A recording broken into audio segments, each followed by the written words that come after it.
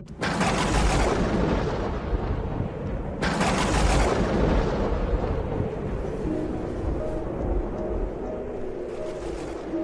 primer día de los ácimos, cuando se sacrificaba el Cordero Pascual, le dijeron a Jesús sus discípulos: ¿Dónde quieres que vayamos a prepararte la cena de Pascua? Él envió a 2 discípulos diciéndoles: id a la ciudad, encontraréis un hombre que lleva un cántaro de agua, seguidlo, y en la casa en que entre, decidle al dueño: el maestro pregunta, ¿dónde está la habitación en que voy a comer la Pascua con mis discípulos? Os enseñará una sala grande en el piso de arriba, arreglada con divanes. Preparadnos allí la cena. Los discípulos se marcharon. Llegaron a la ciudad, encontraron lo que les había dicho y prepararon la cena de Pascua. Mientras comían, Jesús tomó un pan, pronunció la bendición, lo partió y se lo dio diciendo: tomad, esto es mi cuerpo. Cogiendo una copa, pronunció la acción de gracias, se la dio y todos bebieron. Y les dijo: esta es mi sangre, sangre de la alianza, derramada por todos. Os aseguro que no volveré a beber del fruto de la vid hasta el día que beba el vino nuevo en el reino de Dios. Después de cantar el salmo, salieron para el monte de los olivos. Palabra del Señor. Celebramos hoy la solemnidad del Corpus Christi. Es un día maravilloso. Primero, cuando se celebra alguna fiesta que tiene en sí misma un mensaje dogmático, hay que, ante todo, recordar qué significa. Es la fe en que Cristo está vivo realmente en la Eucaristía. Cristo en la Eucaristía no es un símbolo. Cristo en la Eucaristía es una persona. Está vivo, es presencia real y está vivo en su humanidad y en su divinidad, en su cuerpo y en su alma. Cristo está vivo realmente en la Eucaristía. Difícil de creer, un pedazo de pan o unas gotas de vino. Difícil de creer. Era más fácil de creer que allí estaba Dios cuando se encontraba en brazos de su mamá en Belén, o cuando estaba crucificado. La fe en la divinidad de Cristo, en Belén o en la cruz no había duda de su humanidad, pero la fe en la divinidad de Cristo no es más difícil en la Eucaristía que en Belén o en el Gólgota. La fe en la divinidad de Cristo la da nuestra experiencia. Y nuestra experiencia es mucho más fácil y fuerte en la Eucaristía que si le hubiéramos visto allí en Belén o incluso si le hubiéramos visto morir en el Calvario. ¿Por qué? Porque viéndole en el Calvario tú veías un hombre derrotado. Y era difícil creer que ese hombre derrotado era Dios. Viéndole en la Eucaristía y comiéndole en la Eucaristía, tú experimentas, más allá de cualquier sugestión, experimentas la presencia de Dios y la fuerza de Dios. No digo que en todas las Eucaristías, que cada vez que comulgues tú experimentes esto, seguramente dependerá mucho de ti, pero estoy seguro de que todos nosotros muchas veces lo hemos experimentado y muchas veces se ha cumplido en cada uno, se ha cumplido aquello por lo cual Él se queda en la Eucaristía. Y esa es la respuesta a la siguiente pregunta: ¿por qué la Eucaristía? Es decir, muchas veces, quizá siempre incluso, hemos experimentado que se cumple la promesa de Jesús: venid a mí los que estáis cansados y agobiados, y yo os aliviaré. A veces ha habido milagros, pienso en los milagros eucarísticos o milagros personales, donde hemos sentido a Cristo latir en nuestro corazón, dentro de nosotros. Pero sin necesidad de eso, nos hemos sentido confortados, aliviados, fortalecidos, hasta el punto de que podemos decir, como aquellos mártires de una pequeña ciudad del norte de África en el siglo IV, en la persecución de Diocleciano, cuando les dijeron que les perdonaban la vida con tal de que no volvieran a reunirse nunca para celebrar la misa, aquellos dijeron: sin la Eucaristía no podemos vivir. Mátanos, le dijeron al gobernador romano, mátanos, nos da igual, porque sin la Eucaristía no podemos vivir. ¿Por qué se queda Cristo en la Eucaristía?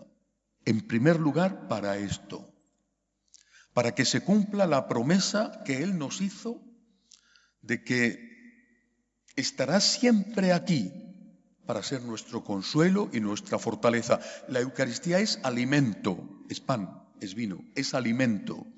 El alimento se ingiere para recuperar fuerzas.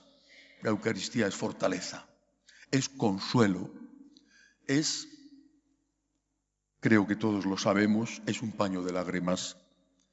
¿Cuántas veces hemos venido en misa, fuera de los horarios, en la adoración del Santísimo, y hemos venido cargados de problemas, sin poder más para seguir adelante con esa cruz, y viéndole y estando con Él y comulgando, los problemas han seguido siendo los mismos, pero nosotros ya no éramos los mismos. Y este milagro se produce día tras día en cada uno de nosotros. Él lo promete y Él lo cumple. Ven a mí tú. Cuando estés cansado y agobiado, yo te voy a aliviar. Ven a mí tú. La Eucaristía es el pan de la vida, es el pan de nuestra vida, sin el cual no podemos vivir. Cuando conozcáis a alguien que lo está pasando mal, dadle esta receta. Algunos le dirán: emborráchate, otros le dirán: drógate, otros le dirán: vuélvete loco, y otros le dirán: a lo mejor no te deprimas y come chocolate o helado. Nosotros sabemos dónde está la verdadera fórmula que nos alivia y nos consuela, y les tenemos que decir: vete a misa. Vete a la iglesia cuando la iglesia esté prácticamente vacía. Sin misa, vete a la iglesia. Quédate un ratito delante del sagrario. Incluso aunque no tengas fe, haz la oración del ateo y dile al que está ahí: si tú estás ahí, ayúdame y consuélame, porque incluso eso lo acepta el Señor e incluso esa oración Él la acoge. ¿Por qué está Jesús en la Eucaristía? Para ser nuestro consuelo, nuestra fortaleza, aquel que nos socorre cuando nadie más puede hacerlo, aquel que nos da la capacidad de seguir luchando, de abrazar nuestra cruz cada día y de no rendirnos nunca. ¿Solo por eso? ¿Solo por eso? Me imagino que habéis leído todos el Principito de este escritor francés, Saint-Exupéry.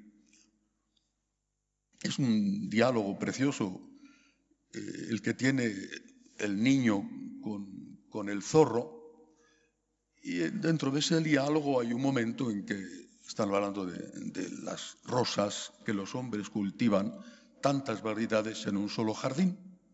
El zorro le dice al niño: las rosas, cultivan tantas rosas en un solo jardín y con una sola sería suficiente para encontrar lo que buscan. Y añade: lo que tú hagas por tu rosa, eso hará que tu rosa sea importante para ti. ¿Qué significa? Significa que lo que tú hagas por alguien, tu padre, tu madre, tu hijo, tu amigo, tu patria, es lo que tú haces por alguien, lo que transforma a ese alguien en importante para ti. No es lo que hagan por ti, sino lo que tú hagas por él.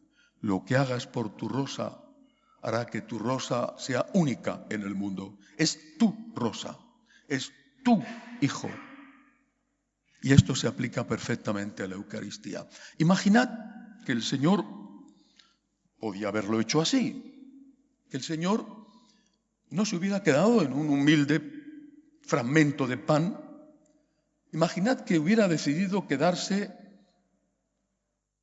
en un niño pequeño, que llegado el momento hubiera decidido ser un bebé, quedarse para siempre como un bebé, el niño Jesús en Belén, o que hubiera decidido quedarse para siempre como el Cristo crucificado, desangrado.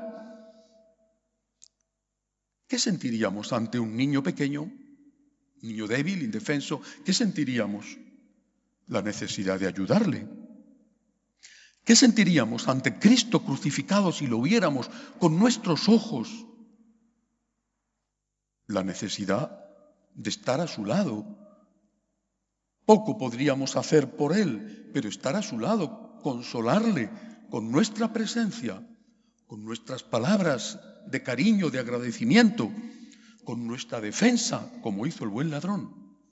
Ayudar al bebé, alimentarle, protegerle del frío, salvarle de los malvados soldados de Herodes, acompañar al crucificado. Cristo, el poderoso Dios, se había hecho pequeñito en Belén, se había hecho prácticamente débil al extremo en la cruz. ¿Para qué? Para que tú pudieras hacer algo por él. Y eso es lo que busca el Señor al quedarse tan débil en la Eucaristía. La Eucaristía es el Dios débil, más débil que en Belén, más débil incluso que en el Calvario. Es tan frágil, tan susceptible de sufrir abusos. ¿Cuántos comulgan sacrílegamente?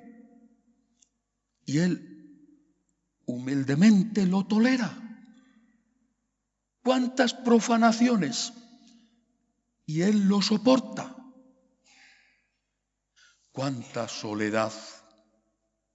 Y él la padece. Pensad en cuántos católicos no van nunca a estar un rato con él, no van nunca a misa.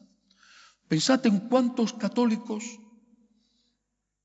no pueden comulgar y comulgan, y hace quién sabe cuánto tiempo que no se han confesado. Es extraordinariamente débil. Y a veces nos enteramos con gran dolor de que en una iglesia o en otra ha habido una profanación, ha entrado alguien quizá buscando robar, pensando que el copón que lo conserva es de oro, y bueno, o simplemente buscando hacer daño. Y él lo soporta, y él lo acepta. ¿Por qué? ¿Por qué? Porque quiere que seamos fuertes. Cuando tú haces algo por alguien, eso es importante para ti. Pero es que tú eres el que sales mejor de ese intercambio. Cuando tú das, tú eres el que te enriqueces. La debilidad de Jesús es nuestra fortaleza. Su pobreza es nuestra riqueza. Cuando yo le contemplo débil y le digo, estoy aquí porque te quiero, también porque te necesito, pero estoy aquí porque te quiero, entonces es cuando yo me estoy enriqueciendo y fortaleciendo. Por eso, desde esta perspectiva, desde su perspectiva, desde la perspectiva del débil y del pobre que es Él, tenemos que plantearnos nuestra relación con Él. Acudimos cansados y agobiados en busca de su ayuda y hacemos bien, porque para eso Él se ha quedado, pero no solo para eso. Acudimos también a decirle, aquí estoy yo, cuenta conmigo. Ahora eres débil. Yo te necesito, eres mi Dios, mi fuerza, el omnipotente, pero también eres débil. Y yo no quiero estar solo al lado del Dios fuerte, por el cual no puedo hacer nada. Quiero estar también al lado del Dios frágil, del Dios indefenso, del Dios de Belén, del Dios de la cruz, del Dios de la Eucaristía, por el cual sí puedo hacer algo. Si con el bebé podía alimentarlo o protegerle del frío, si con el Cristo de la cruz podía darle mi compañía, con el Cristo de la Eucaristía puedo ser como su madre, como su padre, como su amigo, como su hermano, como su discípulo, como su hijo. ¿Por qué voy a la Eucaristía? Porque le necesito y porque me necesita. Cristo está aquí diciendo, ven a mí, yo te aliviaré. Cristo está aquí diciendo, ven a mí, te necesito. Si pudiéramos experimentar la alegría inmensa que Él siente cuando nos ve entrar en la iglesia, el gozo de Él cuando debidamente preparados le permitimos entrar en nuestra casa. ¿Creéis que no es mayor su alegría que la nuestra? Es mayor porque Él nos ama más que nosotros a Él. ¿Creéis que no es mayor su necesidad de nosotros que la nuestra de Él? Es mayor porque Él, que ama más, nos necesita más. Por eso cuando alguien dice, es que no puedo ir a misa, estoy ocupado, no voy a misa, estoy cansado, ¿has pensado en Él? ¿Has pensado en lo que Él te necesita? Cuando tienes tu padre, tu madre, ancianos, enfermos, quizá en el hospital, ¿te planteas ir a visitarles en función de tu necesidad o en función de la suya? Recuerdo la última etapa de la vida de mi madre. Yo me encontraba en una fundación en Estados Unidos, la primera parroquia que teníamos en Estados Unidos, cuando ella se puso muy enferma. Me avisan de que ya estaba para terminar. Tomé el avión, vine, afortunadamente no murió, se recuperó, una mujer fortísima. Me volví a regresar a Estados Unidos. Al cabo de poco tiempo, de nuevo volví otra vez y fue muy duro estar por las noches con ella, gritando de dolor. Quería tirarse por la ventana, los calmantes no le hacían nada. ¿Estaba allí yo por gusto? Me metí en el avión, me pegaba la paliza de ir y venir, estaba con ella por la noche sin dormir, ¿por gusto? ¿Es que me apetecía? Es evidente que uno no se plantea una cosa así porque le apetece. Estás allí porque tu madre te necesita, no porque a ti te apetece y el cuerpo te pide. El cuerpo lo que me pedía era otra cosa, en principio que ella se curara. ¿Por qué nos planteamos nuestra relación con la Eucaristía desde nuestro único y en el fondo egoísta punto de vista? Me apetece. ¿Cómo que te apetece? A Él le apetece, Él te necesita, Él te espera. A poco que le ames, aunque sea un poco nada más, seguro que lo entiendes. ¿Vas a ver a tu padre porque a ti te apetece o porque tu padre está esperándote? ¿Quién se alegra más? ¿Tú cuando le ves o él cuando te ve a ti? Se alegra más siempre el que ama más. Y nada, ningún amor, es comparado al amor de una madre. La Eucaristía. Cristo real, Cristo presente, Cristo sacramento, fuerza, fortaleza, consuelo, alimento, que te grita, ven a mí cuando estás cansado y agobiado, me he quedado aquí para eso, ven a mí, pero también te grita, ven a mí, te necesito. Y es su fortaleza la que nos sacia y es su debilidad la que nos fortalece. Que así sea.